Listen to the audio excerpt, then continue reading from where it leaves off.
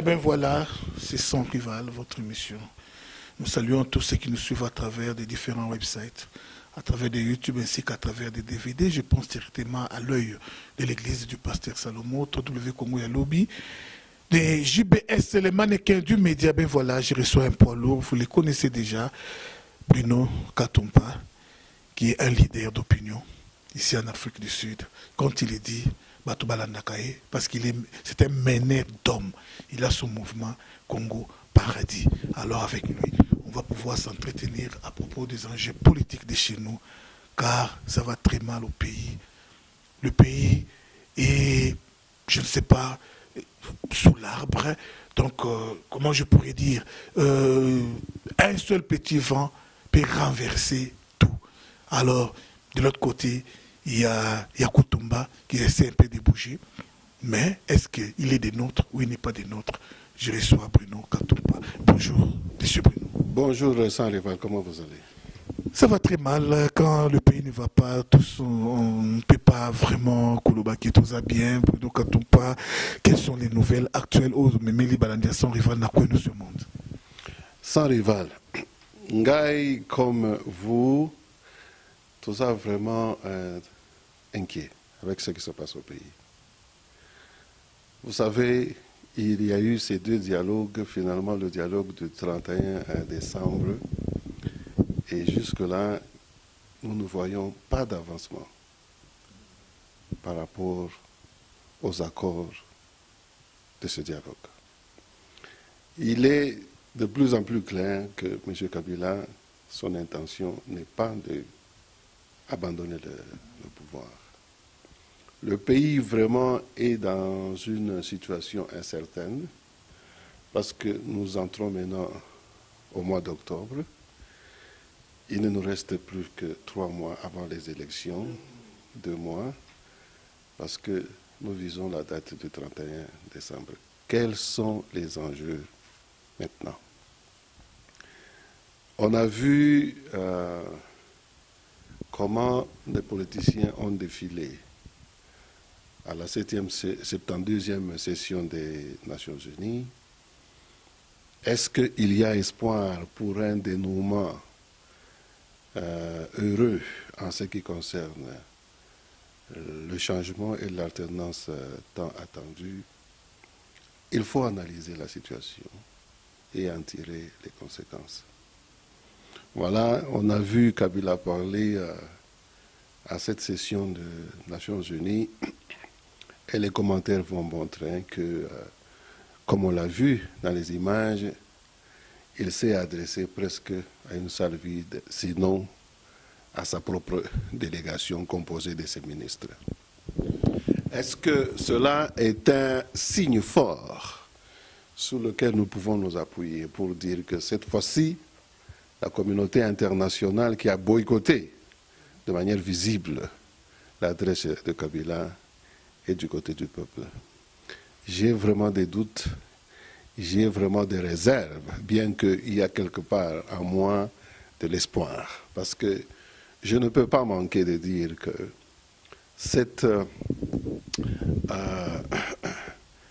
ce signe visible est le fruit, n'est-ce pas, des efforts diplomatiques que les leaders congolais qui se sont mis ensemble, je vais citer le groupe du Rassemblement avec la tête Félix Tshisekedi, avec Moïse Katumbi qui a vraiment pesé tout son poids, l'entrée aussi en jeu de Sindi Kandokolo. Est-ce qu'on peut disqualifier le poids et l'influence que ces gens ont réussi à avoir sur la communauté internationale? En tout cas, j'ai l'impression que ces personnes ou ces leaders ont joué un rôle crucial. Mais est-ce que nous pouvons alors, à la lueur de ces développements, être vraiment rassurés pour la transition? Écoutez, est-ce qu'il y aura élection? Est-ce qu'il y aura encore dialogue? Parce que si nous arrivons à la date du 31 décembre et que la CENI n'aura pas donné un calendrier électoral, d'aucuns parlent déjà de 3e dialogue, la France déjà parlé de troisième dialogue. Vous voyez, c'est le jeu habituel où la communauté internationale, malgré la pression que l'opposition ou les partis politiques congolais peuvent faire sur le pouvoir, quelque part, la communauté internationale vient toujours de jouer en jouant un double jeu, une double face. Oui, un double jeu, une double face. Que pensez-vous, M.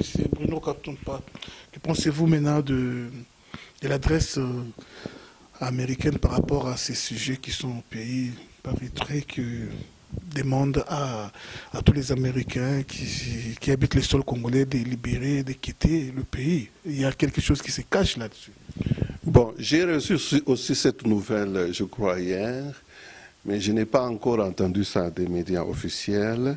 Je ne sais pas combien officielles ces déclarations est. Bon, j'ai aussi vu que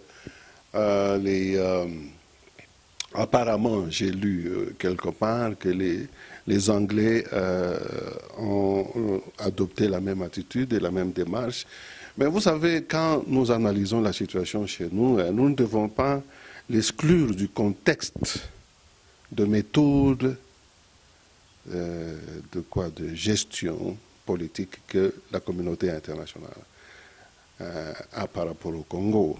Vous rappelez que le feu président Tshisekedi était vraiment en bon terme avec cette communauté internationale qui, du reste, en 2011, le patriarche Tshisekedi nous avait laissé entendre que la communauté internationale était vraiment du côté du peuple pour faire partir Kabila. Mais voilà les résultats qu'on a eus. Kabila est encore au pouvoir.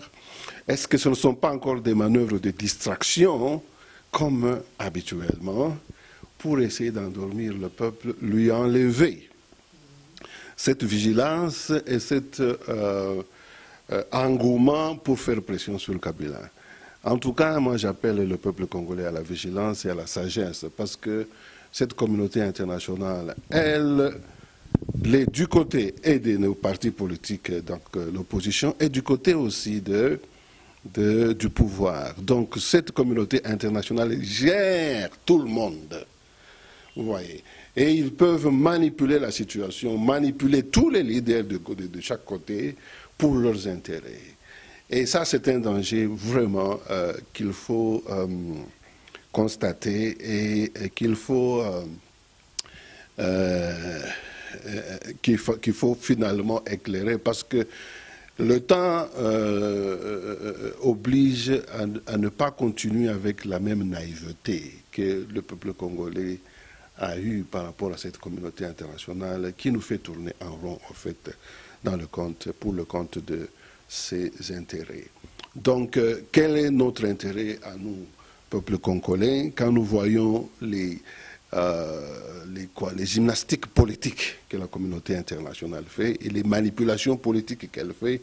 Nous devons vraiment trouver une sagesse et une intelligence nouvelle pour pouvoir, n'est-ce pas, nous gérer par rapport à cette communauté internationale qui a une double face. Et je crois que nous avons un problème. Moi, je ne peux pas demander que tous les leaders se comportent de la même façon, parce que moi, à leur place, j'aurais souhaité que, en attaquant M. Kabila, qu'on ne puisse pas oublier que le maître au centre de tout le dilemme, de tout le drame congolais, c'est l'Occident, qui joue en tant que maître au-dessus de Kabila, qui joue en tant que maître, malheureusement, au-dessus de nos leaders qui cherchent le changement. Et vous voyez, nous nous retrouvons dans une situation où je dois constater et dire, peut-être en posant une question à tous les Congolais, mais quand on est en train de se battre, il faut qu'on sache vraiment avec qui et contre qui on est en train de se battre. Parce que à cette réflexion, je ne me retiendrai pas à dire, en suivant un peu l'illustration de Pharaon et Moïse, qui est vraiment le Pharaon contre qui le peuple congolais est en train de se battre? Est-ce que le Pharaon c'est Kabila ou bien le Pharaon c'est la communauté internationale? J'ai l'impression que nous avons un Pharaon et ses agents. Vous voyez? Donc l'agent à double tête. Voilà, nous avons un pharaon, c'est qui? C'est la communauté internationale et qui utilise Kabila comme son agent.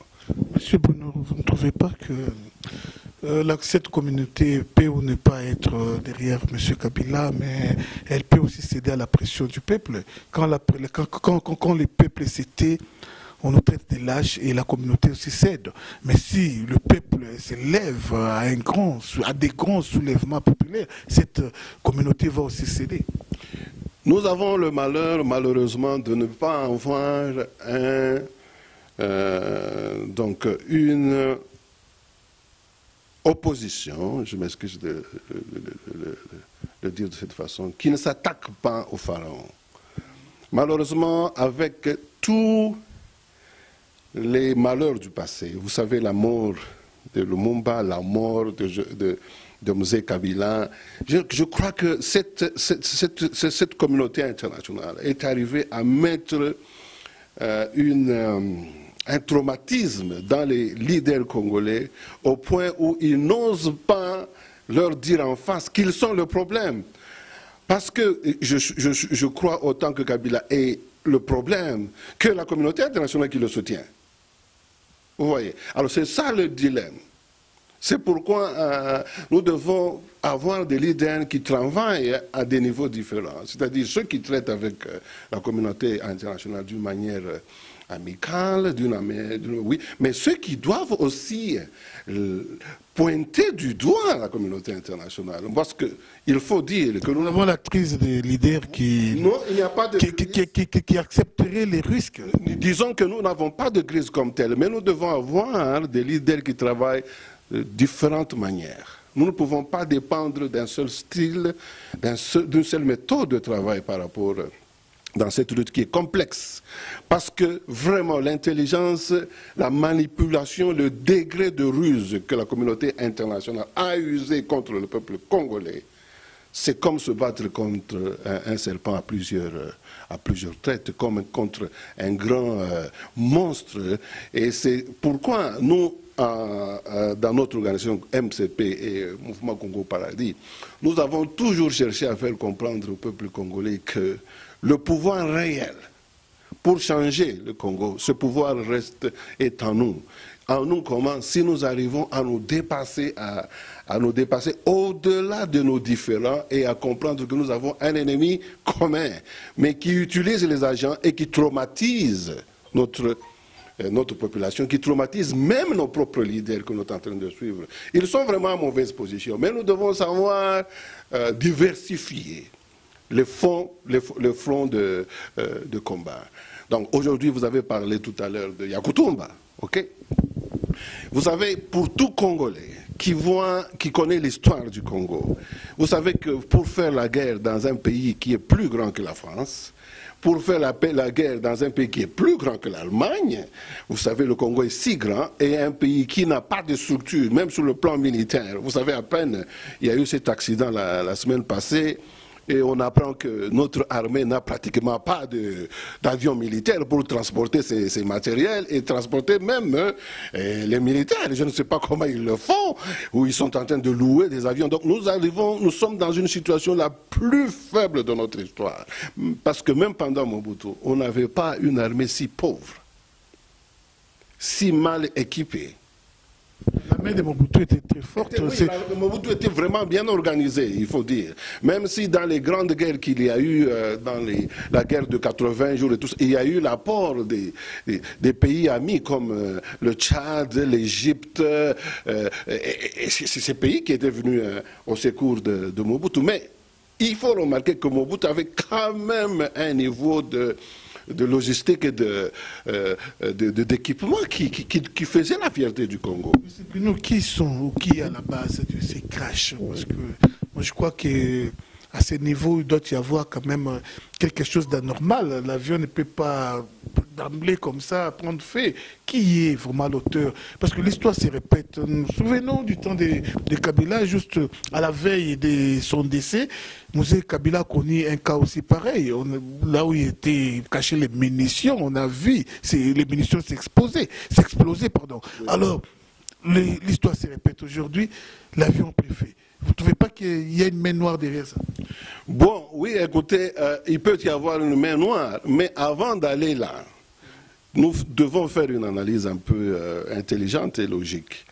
Mais ce genre d'avion, j'ai entendu un confrère faire un commentaire sur cet avion en disant que l'état technique de cet avion est vraiment à désirer.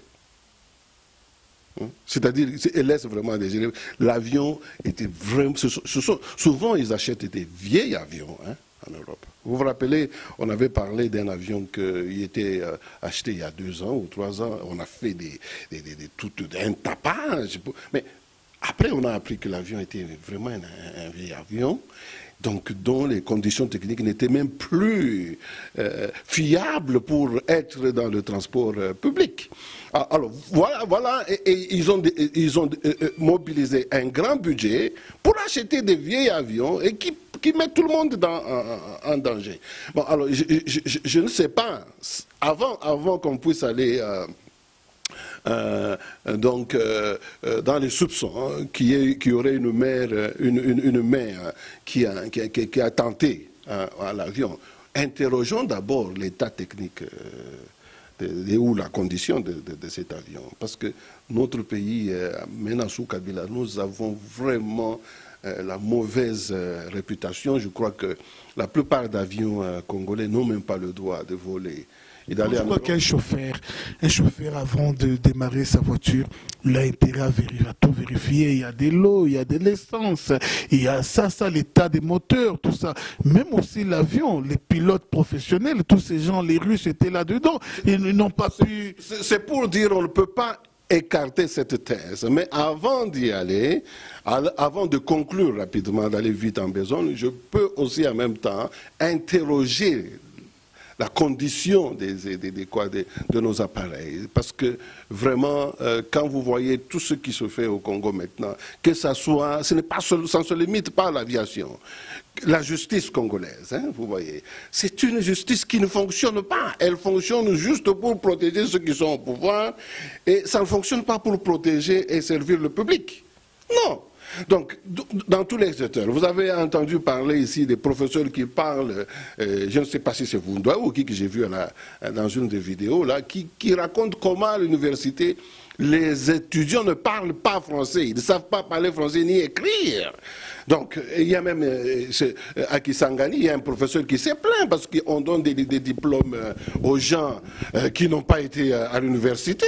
Vous avez le cas de Ngoï Kassange, on ne sait pas quand est-ce qu'il allait à l'université et tout d'un coup, Ngoï Kassange maintenant est détenteur d'un diplôme d'avocat ou de juriste au Congo. Donc ça, ce ne sont pas des choses à écarter. Donc voilà un peu dans tous les secteurs comment la médiocrité a vraiment pris notre pays en... Vraiment, merci Bruno Katumpa. Ah oui, ça fait vraiment mal. Moi, je crois, pour faire une petite analyse, parce que nous sommes aussi des journalistes investigateurs et des analystes aussi politiques. Vous voyez un peu Général Maélé qui était en connivence avec la rébellion à l'époque au temps de Mosé Laurent Désiré Kabila. Qu'est-ce qu'il faisait lui?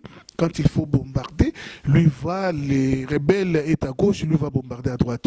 Parce qu'il sait le jeu qu'il jouait. Alors, M. Kabila, est-ce qu'il est vraiment en contact avec Yakutumba, cette rébellion qui est à Ouvira?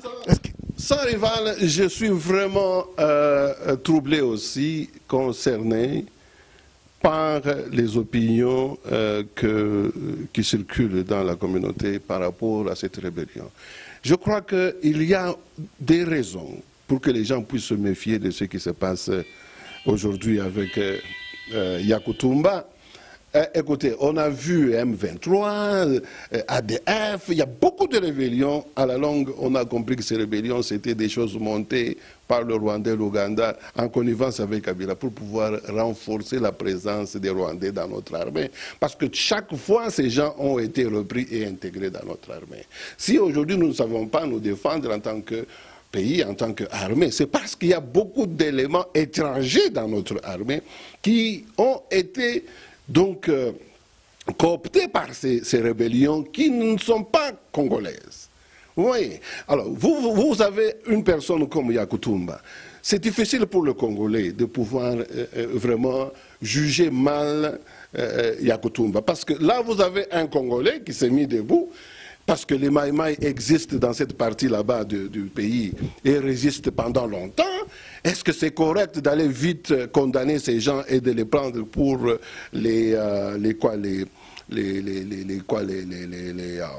gens de Kabila ou de Rwandais? Il faut vraiment avoir des réserves, parce que là, on risque de compromettre les efforts qu'un Congolais est en train de faire ou que les Congolais feront dans l'avenir, parce que quand les Congolais prendront l'initiative, on prétendra toujours que c'est Kabila qui est derrière.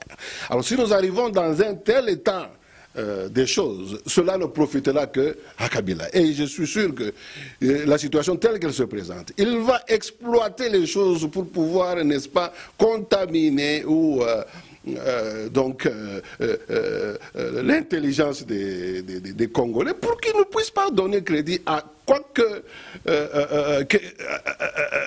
les options que les Congolais peuvent avoir. Parce qu'en ce moment, qu'on se le dise sans rival, quelles sont les options si nous n'avons pas encore les élections en 2000, donc à la fin de l'année, qu'on n'ait même pas le dialogue? Quelles sont les options? Parce que Kabila compte sur l'armée. Vous savez, Kikabi Bin Karoubi n'a pas hésité, n'est pas allé très loin pour dire que, mais écoutez, nous, Kabila, nous avons l'armée, nous avons la police.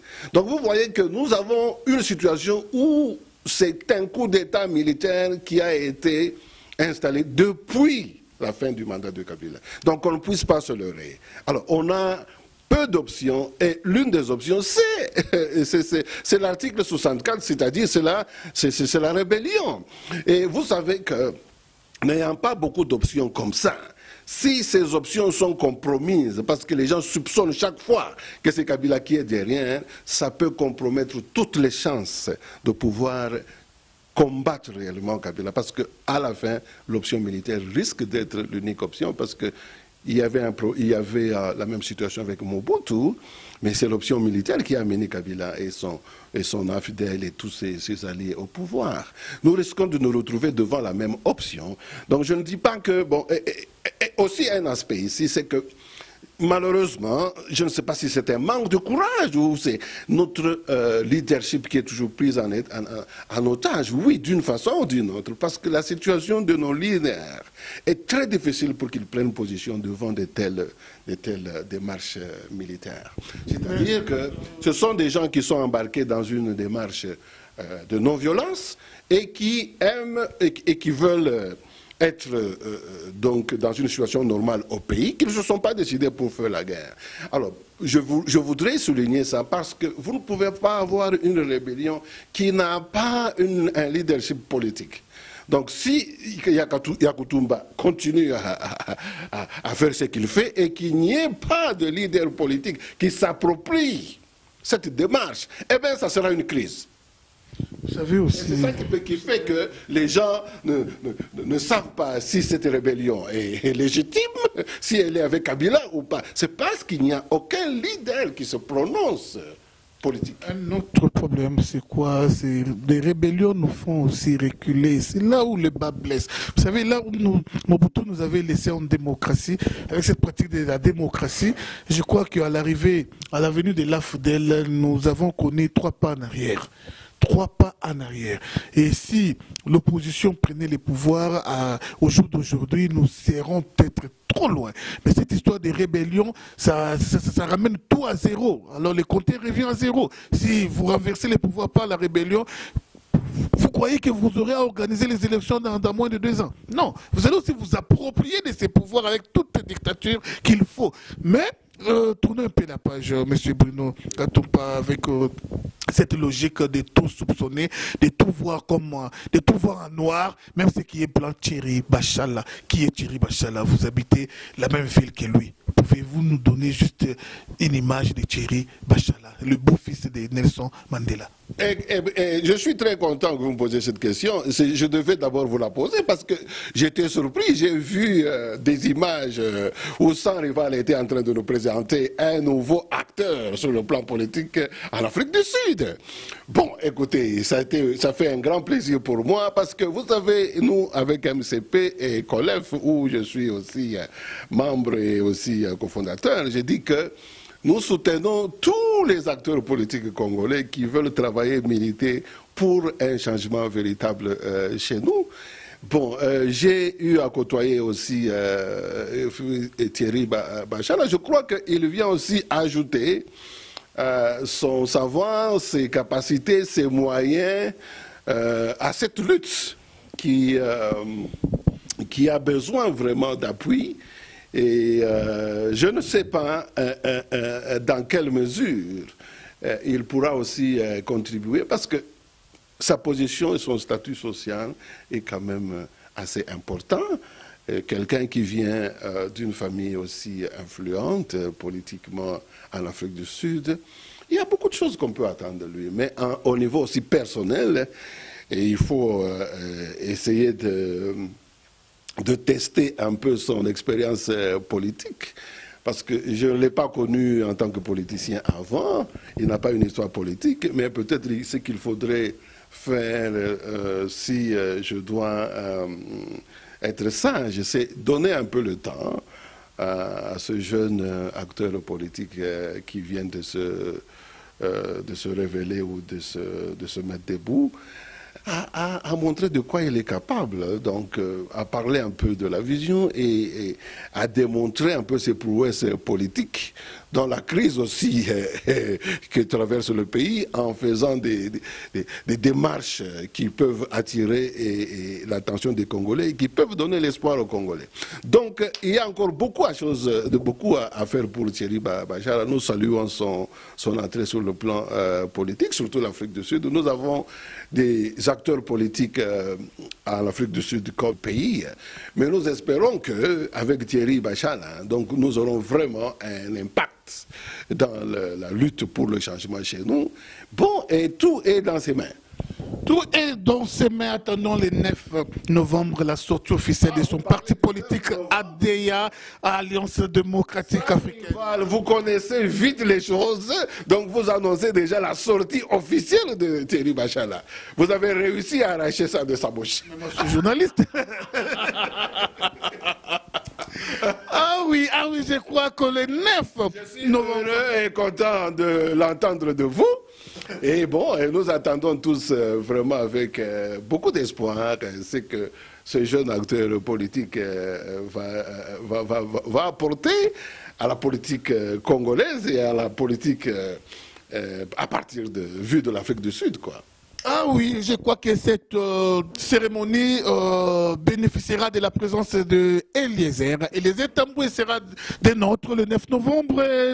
Daniel Safou, Mike Moukeba, ils seront ici en Afrique du Sud le 9 novembre. Non, ici, ça c'est une entrée fracassante en politique. Critiquons un peu nos leaders, syndicats Dokolo. Vous ne voyez pas l'occasion de parler de syndicat depuis qu'il est... ça fait longtemps que je n'ai pas eu d'interview comme ça avec toi. Juste un mot sur le syndicat Dokolo, je le vois un peu trop réservé, il n'est pas... En quoi? Qu'est-ce que vous voulez entendre? Je ne vois pas trop actif de la lignée, en fait. Je ne vois pas trop actif comme Tshisekedi, comme Lumumba. Il a sa politique propre à lui. En tout cas, j'ai constaté une chose, c'est que le syndicat est très actif dans les médias. Dans les réseaux sociaux, il est très actif. Il a soulevé beaucoup d'espoir dans les Congolais parce qu'il est venu avec cette aura de l'Angola sur le Congo. Vous savez, il y a quelques mois, quand le syndicat est venu sur la scène, il y a des images qui passaient où on montrait la mobilisation des militaires angolais, soi-disant qu'ils se dirigeaient vers les frontières congolaises. Donc voilà ce que Sindika a apporté. C'est-à-dire, ils se sont dit, non mais écoutez, c'est une option qui est peut-être l'option finale. Qu'on se le dise sans rival, malgré tout, même s'il y a guerre, mais à la fin même d'une guerre, il y a toujours des dialogues et des négociations qui se font. Donc c'est pour dire que, écoutez, qu'en déplaise à ceux qui sont pour la philosophie de la non-violence, mais il faut dire que dans le monde et nos réalités, on ne peut pas exclure cette option parce qu'elle a fait des grands ce qu'ils sont. C'est par les guerres que les États-Unis... Parce que l'homme apporte derrière lui l'aura de l'Angola. Vous savez que l'Angola, c'est vraiment un acteur politique très important dans la région à cause de son économie et de son armée. L'Angola donc joue un rôle très important et il avait joué un rôle important dans le pouvoir de Feu Kabila et le pouvoir de Joseph Kabila. Alors c'est cet espoir-là de voir en découdre avec cette présence militaire, ce complexe militaro-politique du Rwanda, que beaucoup de gens voient vraiment dans un angle positif et avec beaucoup d'espoir l'entrée en jeu de Sindika Ndokolo. Mais à entendre ce que Sindika Ndokolo fait comme déclaration, il ne s'est pas présenté comme un probable candidat aux élections présidentielles. Donc je vois qu'il travaille pour renforcer un peu la société civile et mettre les Congolais ensemble, conscientiser les Congolais. Et ce que moi je salue et j'accueille avec beaucoup d'enthousiasme, parce que la société civile, en ce qui concerne le Congo, traîne encore donc les pas. C'est-à-dire la société civile n'est pas bien consolidée, elle n'est pas bien organisée autour d'un leadership fort. Vous savez que du temps de Mobutu, quand on était à la conférence nationale, nous avions une société civile qui avait été remarquable et qui a joué un rôle capital dans ce changement-là. Mais depuis ce temps-là, nous n'avons pas eu cette société civile qui avait ces contours-là.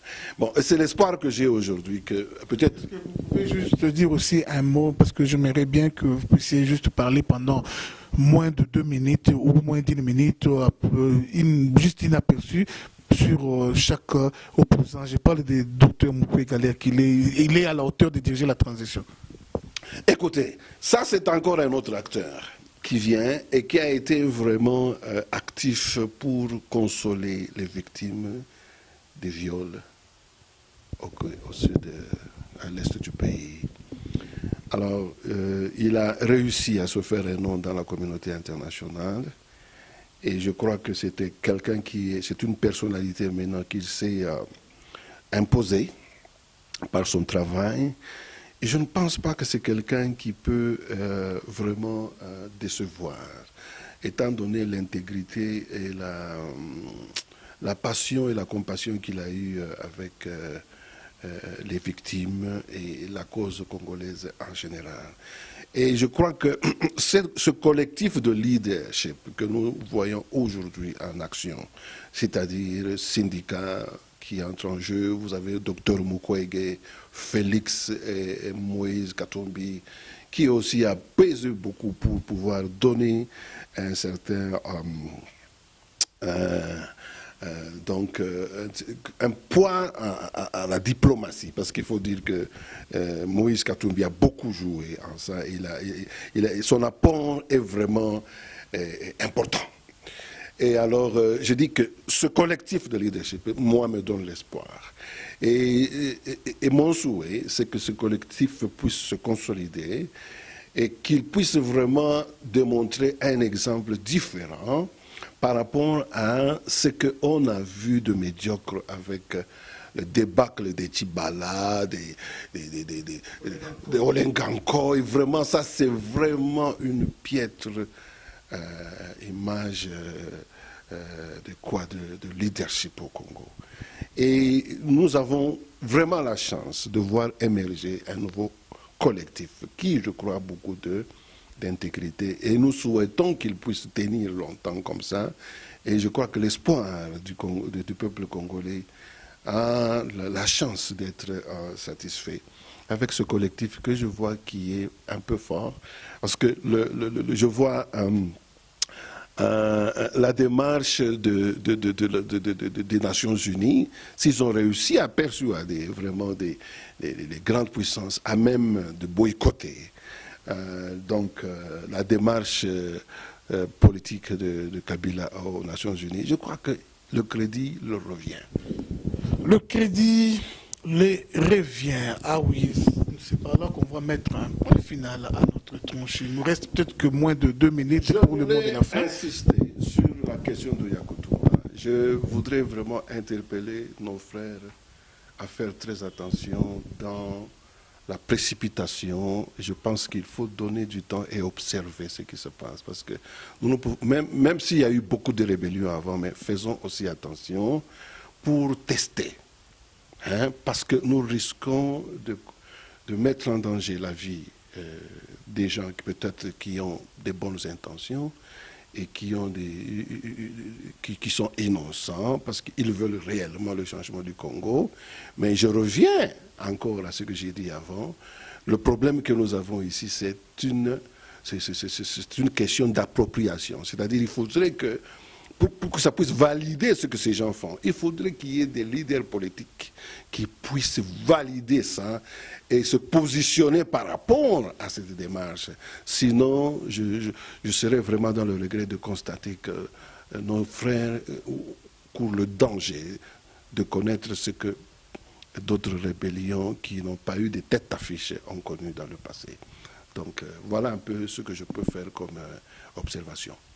Ok, merci beaucoup. Je crois qu'il n'y a qu'une seule rébellion qui a réussi, c'est la rébellion que menait Mouzé Laurent Désiré Kabila. Et après, il y a eu beaucoup de petites rébellions. Jean-Pierre Bemba, d'une part, il y a les Aïdin Goma, d'une autre part, il y a eu des Wambadi Wamba, il y a eu beaucoup, alors qui nous ont amenés. Donc, ma commune a terminé, c'était. Donc, on a maintenant de réserves à soutenir.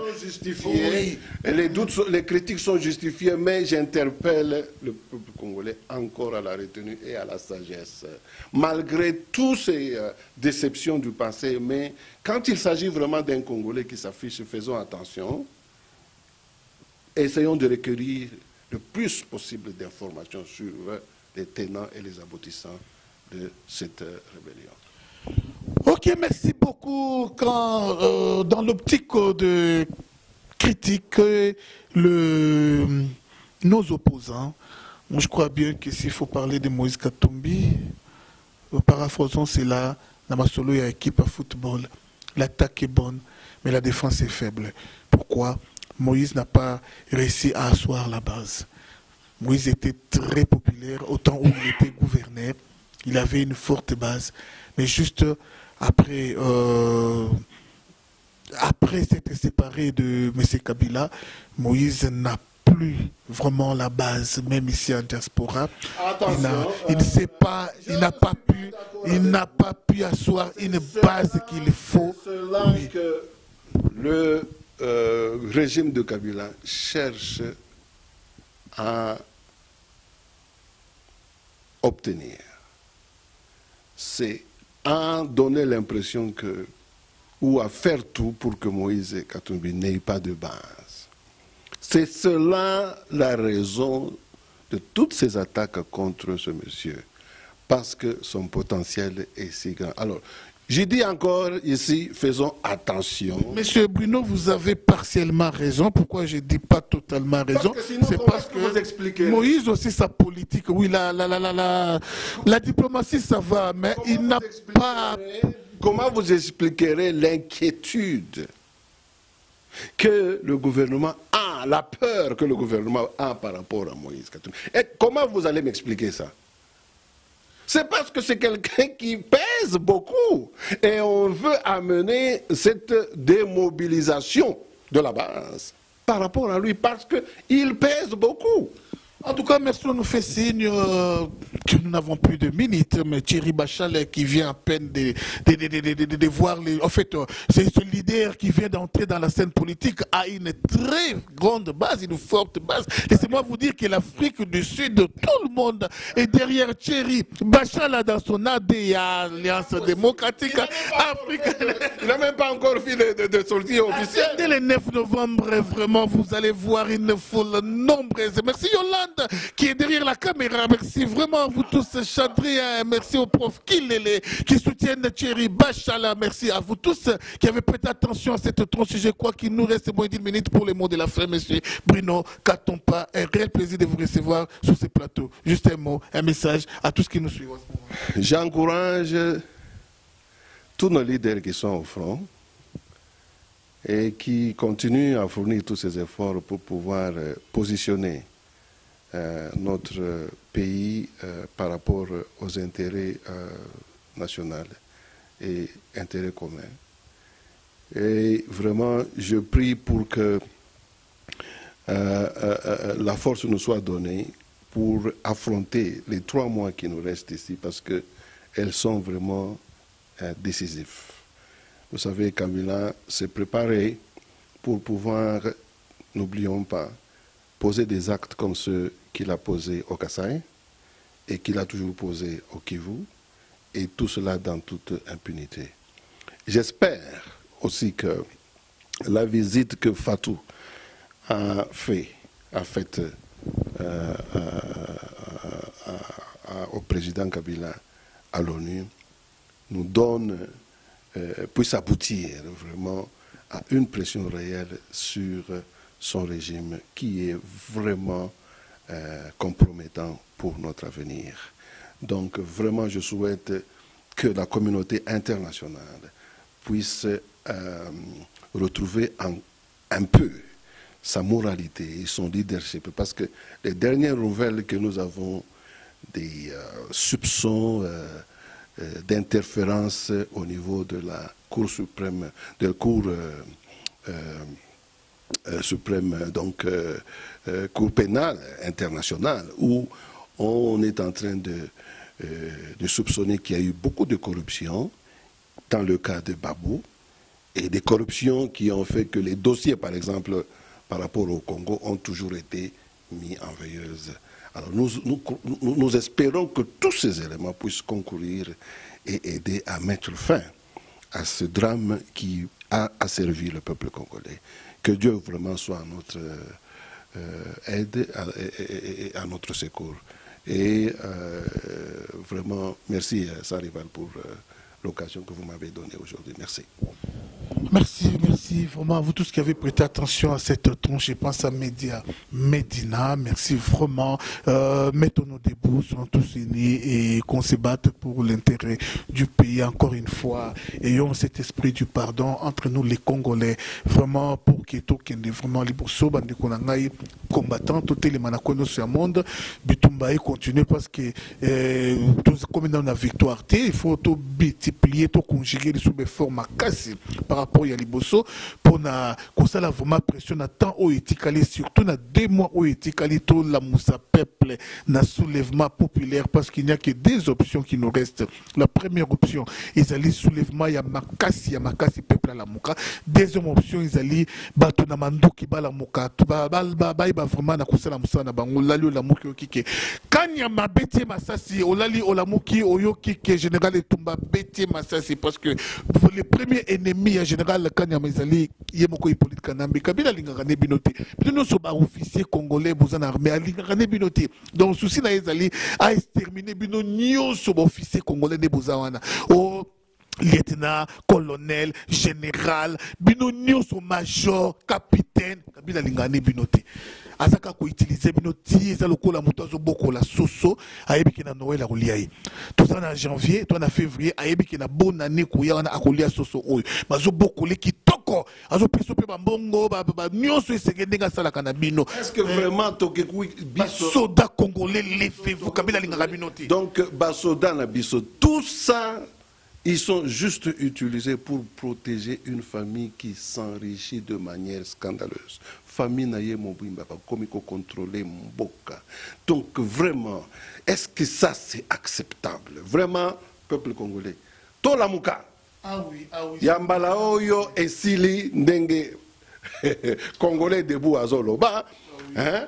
Ntokobanga te ndenge Thierry azoloba. Thierry Bachale adeya. Pour malo tokobanga te. Thierry Bachale bien, au monde que Nalanda qui est bien. Thierry Bachale qui fait aussi vraiment la fierté. Il y a un leader congolais dans Mboka Oyo là où Bernard Katon pas échoué. Vraiment Thierry Bachale quand même s'est levé. Ah oui, si. Ah oui. Tu parles de moi. Je parle de Bernard Katon pas. Bruno est toujours actif. On vous voit toujours actif. Et demain, samedi, déjà, grande réunion. Et demain, mercredi, pardon, grande réunion. Il y a des leaders vraiment organisés par Bernard et Bruno Katompa. Soyez là nombreux. Merci vraiment, encore une fois. Merci, Congolais. Levez-vous. Soda, là, qui savent vraiment cause Congolais. Défendre Makila, ya ba Congolais. Bande Konangai. Cuisinier, ya Kabila. Jardinier, ya Kabila. Bo sepelisa biso. Bo liaye. Alia pa ou vraiment bo sepelisa peuple congolais. David, akouta wapi. Akouta wapi. Goliath, ya kanamba telemeli biso. Toza besoin ya David. Qui que tu sois. Yaka sepelisa peuple congolais. Sepelisa peuple congolais. De Goliath a. Yébina koutia défier biso. Bato ba Rwandais. Bande konanga vraiment. Nani a sauvé Congo. Nani a sauvé Congo. Toi besoin de sauver Congo. Merci. Merci.